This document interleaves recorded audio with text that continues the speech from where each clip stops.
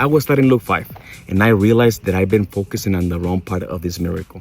For years, I thought this story was all about the fish, but the more I slowed down and read over, the more I realized it wasn't.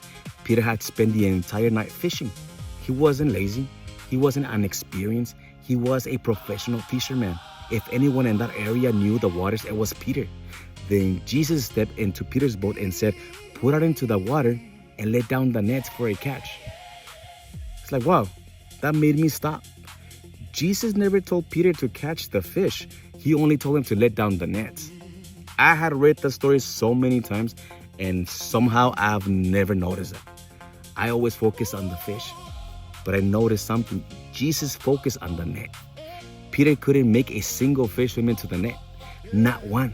He couldn't force any miracles. The only thing that Peter could do was to decide whether he was going to obey or not.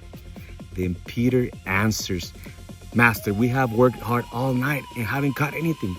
I love that Peter said it. He doesn't pretend everything is fine. He does not ignore reality. He tells Jesus exactly how it is, how it happened. He worked all night. We caught nothing. Then everything changed with one sentence. "But because you say so, I will let down the nets." As I read that, I realized that Peter wasn't denying his experience. He was putting his experience underneath God's authority. His experience was real. His failures, of course they were real. His disappointment was real. But Jesus' word became greater than all of it. Peter said something beautiful in Greek, HRAY-mah-TEE. It literally means upon your word.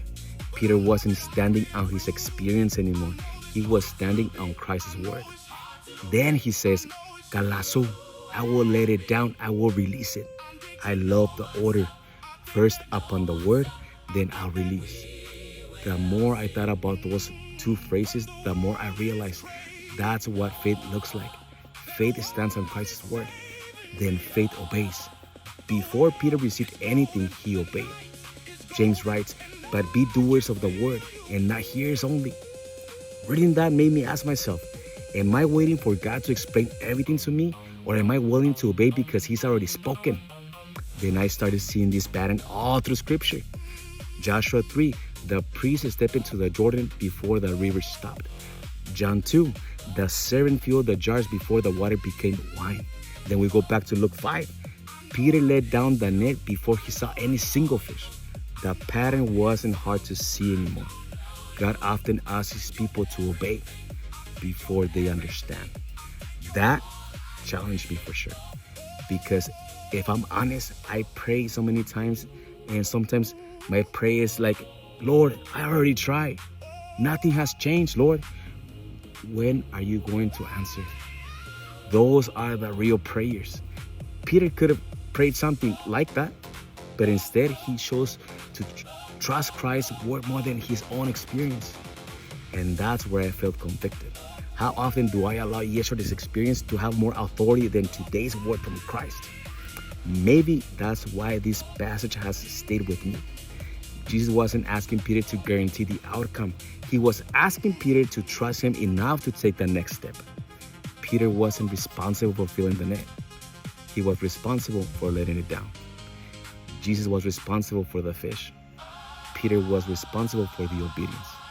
As I closed my Bible that day, I had one question for myself. What has Jesus already asked me to do that I'm still hesitating to obey because of any disappointments? Maybe it's forgiving someone. Maybe it's sharing my faith. Maybe it's trusting him again. Maybe it's taking the next step he already made clear. I don't know what that looks like for you, but I know what this passage said to me. Jesus never asked Peter to catch the fish. He simply said, "Let down the nets." Maybe faith isn't knowing what God is going to do next. Maybe faith is taking the next step because Christ has spoken. God bless. Think about it.